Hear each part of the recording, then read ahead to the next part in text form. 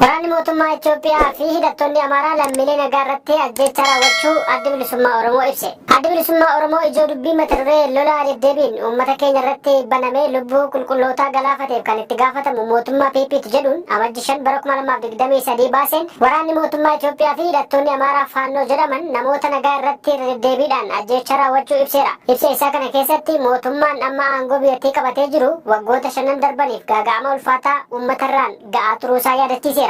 Addatti bara darbee bara 2023 uummata nagaa jumulaan ajjeesuu qe'ee fi qabeenyaa waliin gubuu jumulaan hidhuu fi manneen hidhaatii baasee ajjeesuun reeffa bineensa nyaachisuu hojii guyyuu godhatee dabarsee jechuudhaan bara darbe keessa waan ture yaadachiisuudhaan bara haaraa 2024 itti seename kanas uummata nagaa maqaa waraana bilisummaa Oromoo deeggartu jedhuun hidhuu fi hidhaa baasee ajjeesee bosonatti gatuun reeffa bineensa nyaachisuu itti fufeera jedha ibsi kun. Hidhattoonni Amaaraa faannoo jedhaman tibba kana uummata Oromoo walloo irratti lola bananiin namoota hedduu ajjeesuu fi hedduu madeessuu adda bilisummaa Oromoo ibsee jira.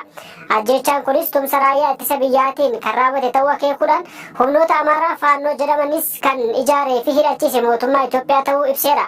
Finxaalayyiin saamicha lafaa fi qabeenya uummata Oromoo bobba'anii fi waraanni mootummaa aangoo siyaasaa mootummaa Dr. Abiy eeguuf bakka adda addaatti yakka raawwatu amajji 3 fi amajji 4 bara 2024 kaaba Oromiyaa godina addaa Walloo Ona Jiillee Dhummuugaa bakka addaa Waaccuu jedhamutti lola eegalanii wayita ammaa kana guutummaa godina Wallootti uummata nagaa irratti lola bananiin lubbuu qulqulloota 17 olii ajjeesanii 78 ol ammoo madoo taasisaniiru kan jedha ibsa adda bilisummaa Oromoo kun ammas lolli ulfaataan walitti fufiinsaan uummata irratti deemaa jiraachuu hubachiise. Dhaabichi godina addaa Walloo Ona Jiillee Dhummuugaa fi Hataayyatti kanneen waraana faannoof raayyaa ittisa biyyaatiin ajjeefaman namoota 10 maqaa isaanii tarreessee ibseera.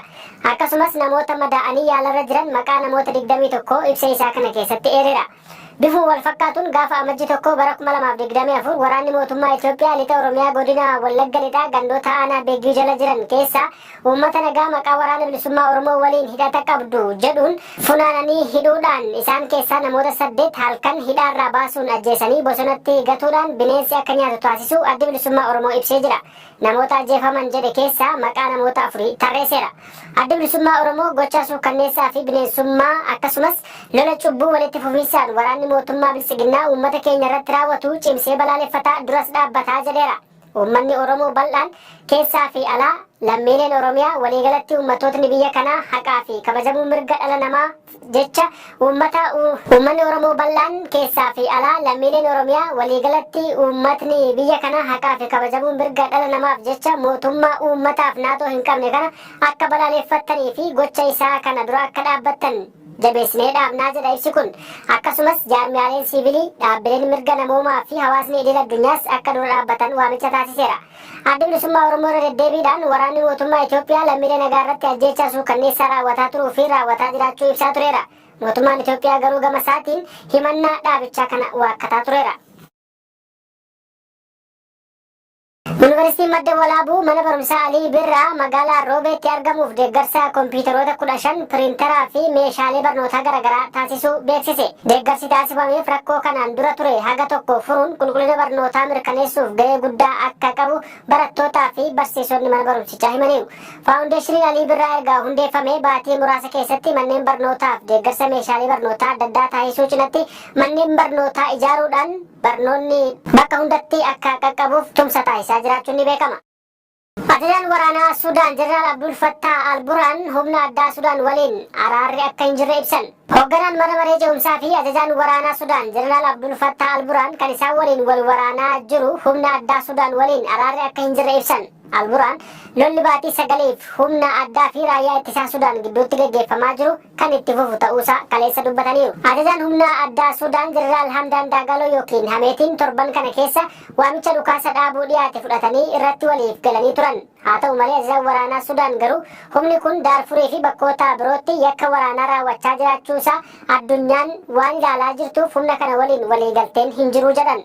Baatii ebilaa darbe kan eegale lolli Sudaan kun namoota 9,000 ol ajjeesee miliyoona 7.5 kan ta'an ammoo qeerraa buqqiseera. Baatii darbe keessa IGAD hooggantoota waraanichaa lamaan qaamaan wal agarsiisee mariisisuuf yaalii taasisee ture. Hameetiin walgahii kana irratti hin argamu waan jedheef mariin yaadamee ture gara yeroo biraatti darbuun isaa yaadatama. Jimaata darbe immoo Jeneraal Abdul Fattah Al-Burhaan Jeneraal Daagaloodhaan sodaataa fi gantuu jedheenii ergaa ibsanii booda humna addaa kana waliin mari'achuu akka hin dandeenye ibsanii turan. Ameerikaan humnoota lachuu yakka waraanaa raawwataniiru jechuudhaan himatteetti. Torban darbe keessa ajajaan humna addaa Jeneraal Hamdaan Daagaloon biyyoota baha Afrikaa kanneen akka Itoophiyaa, Yuugaandaa, Keeniyaa fi Jibuutii deemuudhaan hooggantoota biyyoota kanaa wajjin mari'ataniiru. Dhiyeenyas gara Saawuz Afrikaa deemuudhaan pirezidaantii biyyattii waliin mari'achuun isaanii ni beekama. Ajajaan waraanaa Sudaan Jeneraal Al-Burhaan garuu simannaa biyyootni kun Daagaloof taasisanitti mufachuudhaan komataniiru. Ambaasaadara Sudaan kan Keeniyaa jirus waamuun isaanii ni yaadatama.